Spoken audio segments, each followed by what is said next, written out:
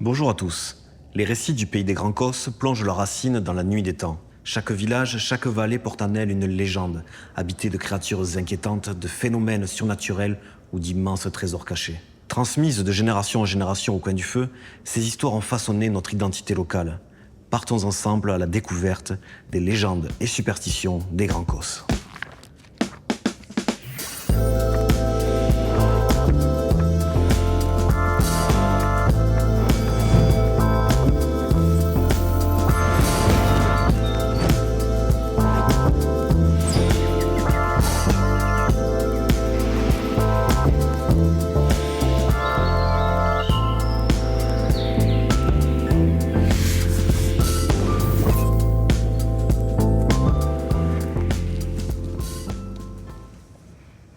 Notre voyage débute dans les profondeurs des gorges de la Jonte, à l'ombre du Causse Noir, où résonnent encore les échos d'une histoire troublante, celle de l'ogre de Malbouche. Dans ce paysage sauvage et austère vivait Jean Grain, dit Loup Gris, un marchand de grains banni de Peyrelot pour ses méfaits. Reclus dans le sinistre ravin de Malbouche, il menait une existence solitaire, vêtue de peau de bête, à l'image des créatures qui hantaient la région. Puis vint l'année 1799, et avec elle, la terreur. Une bête féroce rôdait, insaisissable, foudroyant ses proies avec une rapidité diabolique. Des enfants disparurent, leurs restes retrouvés dans la terre froide du ravin. Le coupable était tout désigné, Jean Grain. L'ermitage sauvage devint l'ogre. La peur attisa la haine, et une expédition fut montée pour mettre un terme à ces soi-disant atrocités. On raconte qu'il fut brûlé vif dans un four chauffé à blanc. Mais la légende, est-elle vérité? L'histoire, elle, suggère une autre fin. Il semble bien que Jean Grain vécut plusieurs années encore, témoin silencieux de la rumeur qu'il avait dévorée. Quoi qu'il en soit, son ombre plane toujours sur le Causse Noir. Et dans l'imaginaire collectif, l'ogre de Malbouche veille encore, prêt à surgir de l'obscurité.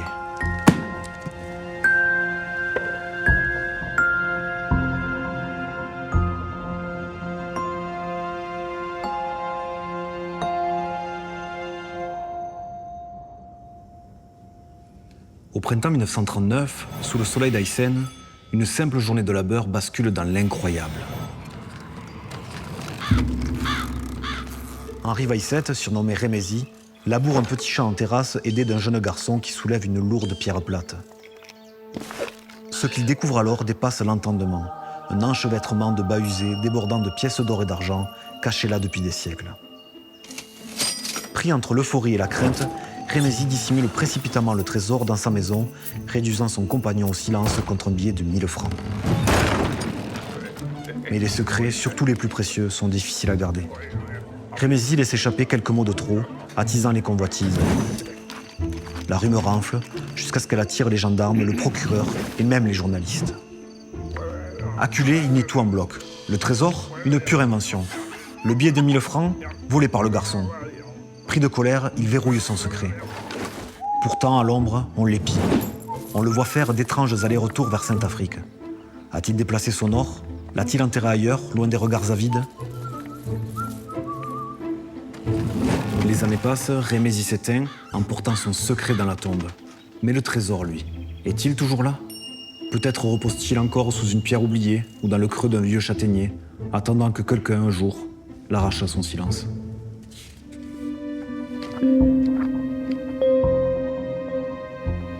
Terminons par une histoire se déroulant sur le Larzac, à proximité de Sainte-Eulalie de Cernon. Nous allons évoquer une légende locale transmise de génération en génération, la maison du violonneux.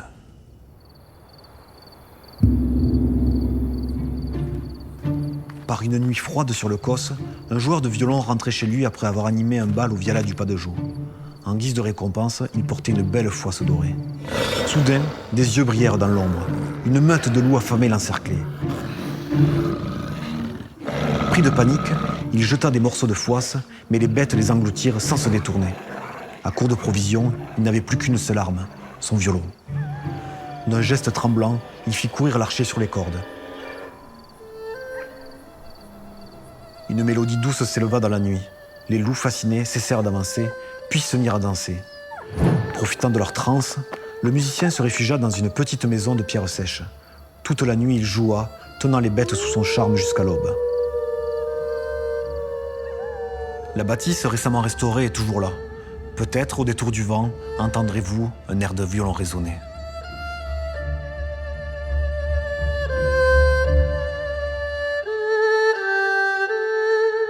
Nous aurions pu vous conter des dizaines, voire des centaines d'autres récits qui hantent nos campagnes, véritables joyaux de notre tradition orale. Ces légendes et superstitions, tissées au fil des siècles, forgent le socle de notre héritage commun, celui des enfants des Grands Causses. Moi je vous dis à bientôt, et d'ici là, restez curieux.